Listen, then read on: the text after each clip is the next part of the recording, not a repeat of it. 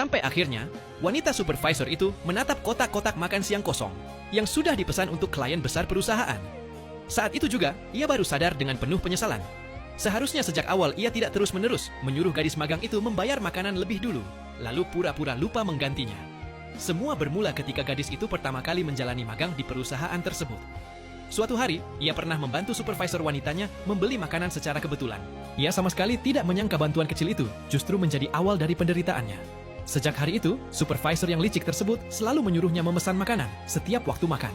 Awalnya gadis itu tidak keberatan. Namun lama-kelamaan, supervisor itu semakin keterlaluan. Semua pekerjaan kecil, merepotkan, dan melelahkan diberikan kepadanya. Karena wanita itu adalah atasan langsungnya, gadis tersebut tidak berani menolak. Ia hanya bisa memendam semua rasa kesal dan sedih sendirian. Tanpa disadari, rekan-rekan kerja lain juga mulai ikut memanfaatkannya. Ada yang menyuruh membeli makan siang, ada yang meminta dibelikan minuman, bahkan ada yang menitip belanjaan pribadi. Setiap kali jam makan tiba, supervisor wanita itu akan memerintah dengan santai, seolah semua memang tugas gadis tersebut. Rekan-rekan lain pun ikut memanfaatkan kesempatan itu. Jika ia sedikit terlambat, mereka langsung memarahinya habis-habisan. Gadis itu harus membeli semua sesuai permintaan mereka, tetapi tidak pernah sekalipun mendapat ucapan terima kasih. Yang paling membuatnya kecewa, tidak ada satupun orang yang berniat mengganti uangnya. Dengan terpaksa, ia beberapa kali mengirim kode pembayaran ke grup kantor. Namun rekan-rekannya pura-pura tidak melihat. Ada juga yang malah menyindirnya. Mereka berkata jumlah uang sekecil itu terlalu merepotkan jika harus ditransfer satu persatu. Mereka menyuruh gadis itu saja mengajukan penggantian biaya ke bagian keuangan setelah masa magangnya selesai. Gadis polos itu mempercayai ucapan mereka. Selama 3 bulan penuh, hampir semua biaya makan satu divisi ditanggung olehnya lebih dulu. Ia terus menenangkan dirinya sendiri. Menurutnya, semua pengorbanan itu akan sepadan jika nanti ia diterima menjadi pegawai tetap dan uangnya diganti perusahaan. Sampai akhirnya, hari terakhir magangnya tiba. Dengan penuh harapan, ia merapikan seluruh catatan pembayaran selama 3 bulan lalu, pergi ke bagian keuangan untuk mengajukan penggantian biaya. Namun jawaban yang diterimanya membuat tubuhnya langsung membeku. Staf keuangan mengatakan bahwa subsidi makan bulanan sebenarnya sudah langsung dikirim ke rekening gaji masing-masing karyawan. Jadi, perusahaan tidak menyediakan penggantian biaya tambahan apapun. Gadis itu langsung terkejut. Ia buru-buru menjelaskan bahwa selama 3 bulan terakhir, semua makanan rekan-rekannya dibayar menggunakan uang pribadinya terlebih dahulu. Tetapi staf keuangan hanya menjawab dingin bahwa hal tersebut adalah urusan pribadi antar pegawai dan sama sekali tidak ada hubungannya dengan perusahaan. Jika ingin uangnya kembali, ia harus meminta langsung kepada rekan-rekannya sendiri. Saat itulah gadis itu akhirnya sadar. Selama ini, semua orang memang sengaja memanfaatkannya karena menganggap dirinya mudah ditindas. Mengingat pemilik kontrakannya terus menagih uang sewa, ia memberanikan diri menemui supervisor licik tersebut. Dengan hati-hati, ia menjelaskan aturan penggantian biaya makan yang baru diketahuinya dari bagian keuangan. Ia lalu memohon agar supervisor itu mau mengembalikan hampir 20.000 yuan yang sudah ia talangi selama ini. Namun bukannya merasa bersalah, supervisor wanita itu justru langsung naik pitam. Ia memarahi gadis magang tersebut habis-habisan. Menurutnya, seorang anak magang rendahan tidak pantas mengadu ke bagian keuangan tentang dirinya.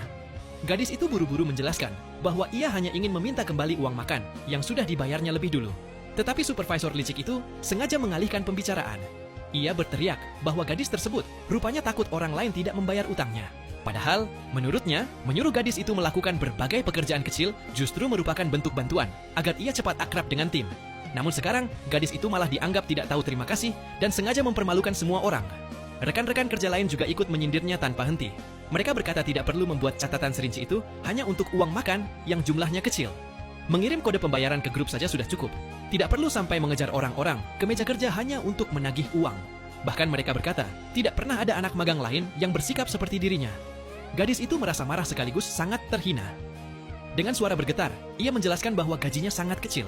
Ia benar-benar tidak mampu terus-menerus menalangi biaya makan semua orang. Bahkan saat itu, ia sampai kesulitan membayar uang sewa tempat tinggalnya sendiri. Namun supervisor wanita itu malah berkata, tanpa rasa malu bahwa ketidakmampuan membayar sewa adalah masalah pribadinya dan tidak ada kaitannya dengan siapapun di kantor. Sebagai atasan katanya, ia justru sedang memberi pelajaran agar gadis itu tidak membawa urusan pribadi ke lingkungan kerja. Di tengah suasana tegang itu, tiba-tiba bos perusahaan mengirim pesan ke grup kantor. Besok akan ada klien penting datang untuk rapat besar, sehingga semua persiapan penyambutan harus dilakukan dengan sempurna. Para karyawan langsung mulai berdiskusi ramai.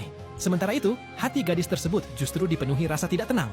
Dan benar saja, tidak lama kemudian, supervisor licik itu kembali mendatanginya. Ia menyuruh gadis tersebut memesan makanan untuk klien besar beserta seluruh tim kantor.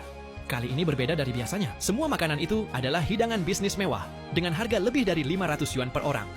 Dengan ragu-ragu, gadis itu bertanya apakah kali ini dirinya masih harus membayar lebih dulu. Supervisor licik tersebut langsung tersenyum sinis sambil balik bertanya siapa lagi yang akan membayarnya jika bukan dirinya. Gadis itu berusaha menjelaskan bahwa uangnya benar-benar hampir habis. Bahkan, sisa uang yang dimilikinya saat itu hanya tinggal beberapa puluh yuan saja. Ia pun memberanikan diri meminta agar orang lain saja yang memesankan makanan kali ini. Namun supervisor itu malah mengancamnya. Ia mengingatkan bahwa masa magang gadis tersebut belum resmi berakhir. Penilaian dirinya untuk menjadi pegawai tetap masih berada di tangan sang supervisor. Menurutnya, beginilah dunia kerja. Anak muda harus biasa menanggung sedikit kerugian. Setelah mengatakan itu, supervisor licik tersebut pergi dengan wajah penuh kemenangan. Ia sama sekali tidak menyadari bahwa keputusan itu akan menjadi penyesalan terbesar dalam hidupnya.